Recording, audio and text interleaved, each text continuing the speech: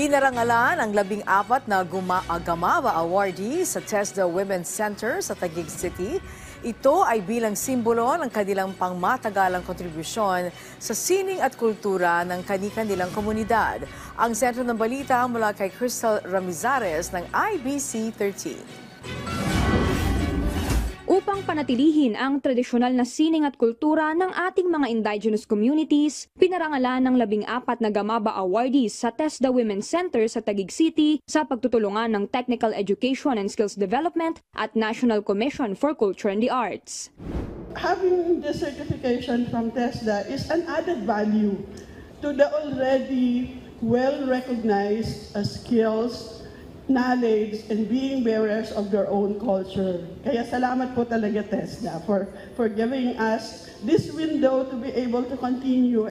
Kinilala ang 14 na cultural masters o manlilikha ng bayan na nagmula sa iba't ibang tribo sa bansa. Kabilang na dito ang tribo ng Tiboli, Agusan Manobo, Mandaya, Higaonon at Igal. Ilan rin sa mga pinarangalan ay ang mga artisans ng Ilocano textile weaving at oral traditions, tabungaw making, breadwork and embroidery at metal smithing o ang tinatawag na pukpok.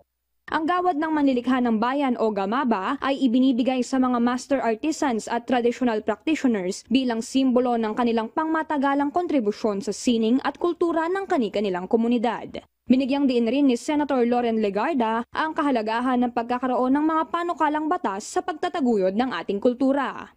Nagbubukas na po isa pa sa aking proyekto na higit 10 taon na rin kasama naman ng Department of Trade and Industry, yung National Arts and Crafts Fair, kung saan po ang ating mga schools of living tradition na pinapangalagaan ng NCCA at pati na rin ang ating mga Gamava ay may sari-sariling mga pwesto at booth para hindi lang makita ang kagandahan ng likha o marinig ang kanilang mga tradisyon, kundi na rin para maintindihan ng tao ang kahalagahan. Bilang pagpupugay rin sa mga Gamava awardee, nagkaroon rin ng lakbay museo tour ang ating mga cultural masters kung saan sila'y umikot sa mga exhibit kung saan itinampok ang kanilang mga gawa at produkto. Mula sa IBC 13, Crystal Ramizares para sa Integrated State Media.